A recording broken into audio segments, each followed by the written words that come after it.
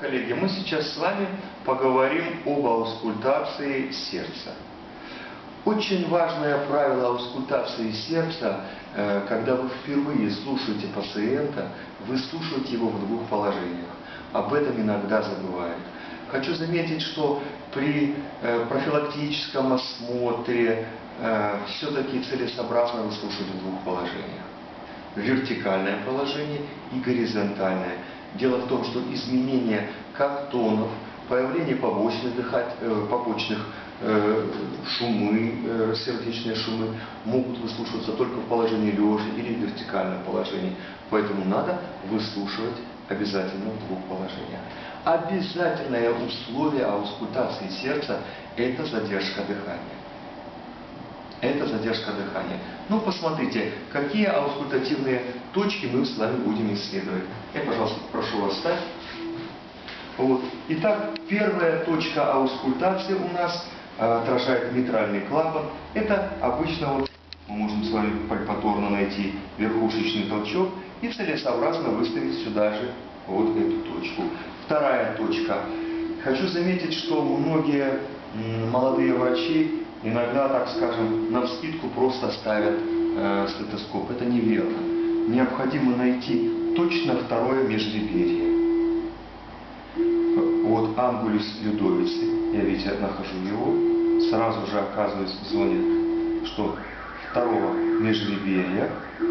И, соответственно, посмотрите, верхушка. Дальше аортальный клапан.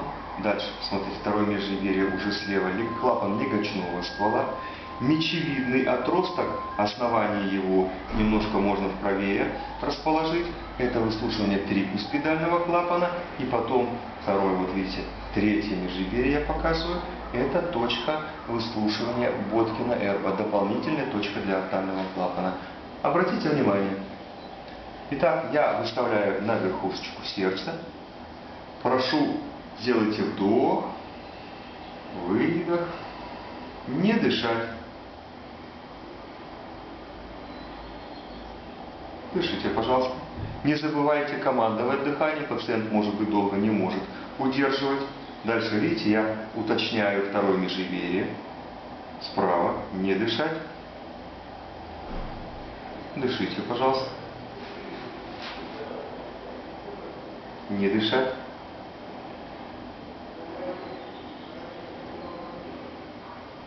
Дышите, пожалуйста.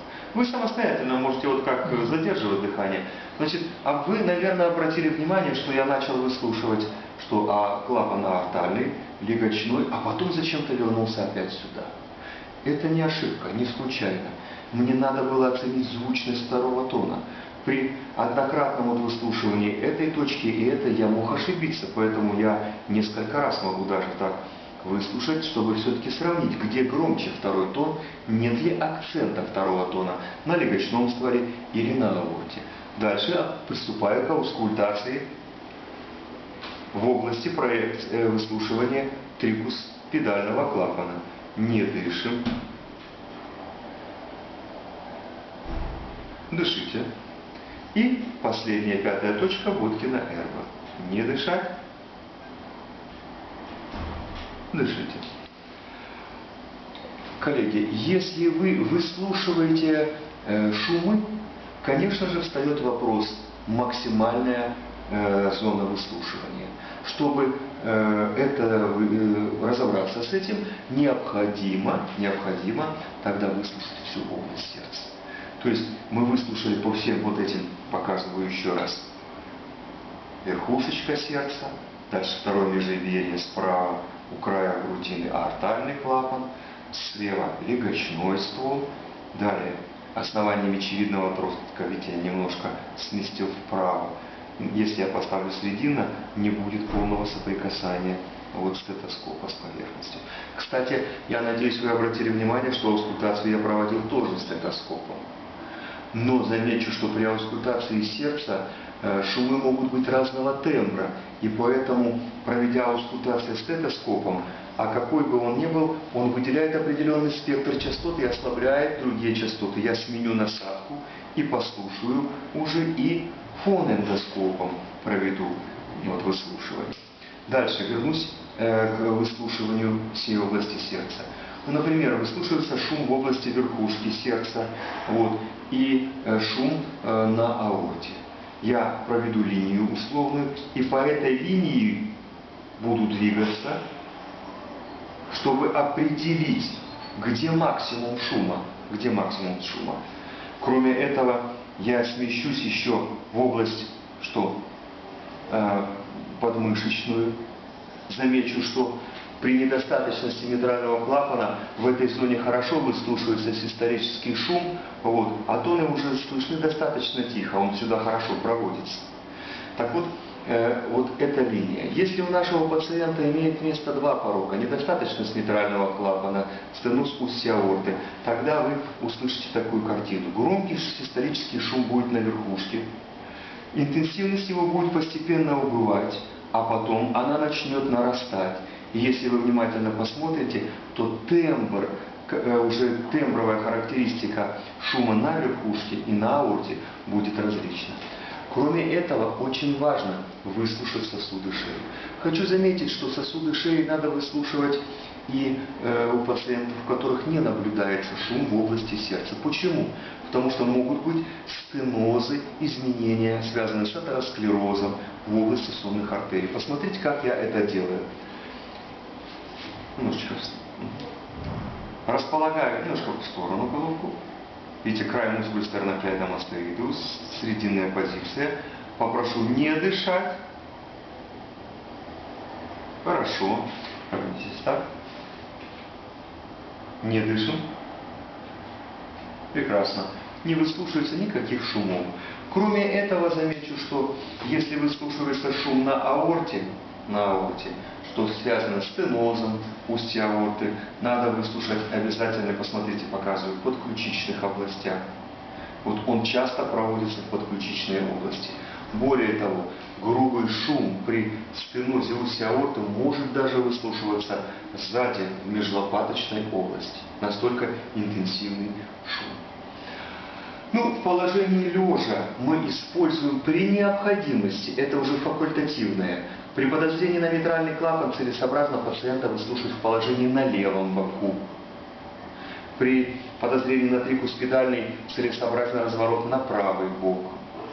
Далее, в своей практике, особенно у молодых пациентов, при выслушивании негрубых систолических шумов для проведения дифференциальной диагностики с функциональным и органическим шумом мы можем использовать прием.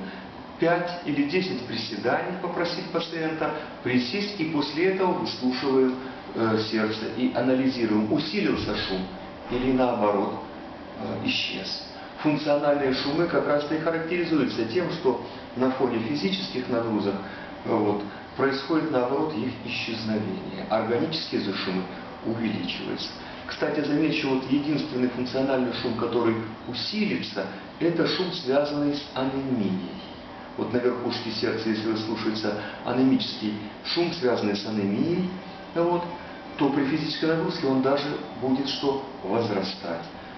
Ну вот основные правила аускультации сердца. Еще раз хочу нацелить вас на то, что первая точка выставляется в область верхушки сердца. Если верхушка сердца смещается, скажем, вы пальпируете верхушечный толчок, я имею в виду, вы выставлять будете, соответственно, на эту зону. А как быть, если не пальпируется верхушечный толчок? В этой ситуации мы с вами используем пятое межреберье, выставляем практически по линии медиоклавикулярис, может быть, слегка чуть внутри. Вот. Ну вот таковы основные правила аускультации. И еще раз, в заключение, хочу подчеркнуть, когда вы впервые слушаете пациента, обязательно выслушивайте сердце в положении вертикальном и горизонтальном. В последующем, когда вы уже знаете своего пациента, вы можете выслушивать его в том положении, которое предпочтительно, лучше слышны те или иные изменения, тонов или шумов. Ну, например, при поступлении в отделение вы часто видите, врач выслушивает вертикальным, горизонтальным, а потом на второй, на третий день, идя на обход, нет смысла менять положение пациента. Как быть с растительностью в области грудной клетки? Обычно, вот такая, как у нашего молодого человека, она не вызывает каких-то существенных проблем. Но если вы слышите шум и не можете отдифференцировать, мы с вами воспользуемся или вазелиновым маслом, или детским кремом, да любым кремом для уменьшения этих явлений. Вода, обычно смачивание, не дает должного эффекта, поэтому просто можно использовать вазелиновое масло. Еще хочу заметить в заключение очень важную деталь. Я вам демонстрировал аускультации на фазе задержки дыхания. Но замечу, что в случаях сложной диагностики, когда нам надо разобраться очень, мы выслушиваем изменения со стороны тонов, слышны шумы, мы используем еще прием задержка дыхания как на фазе вдоха, так и на фазе выдоха. Вот этот маленький нюанс тоже надо не забывать. Итак, коллеги, успехов, до свидания.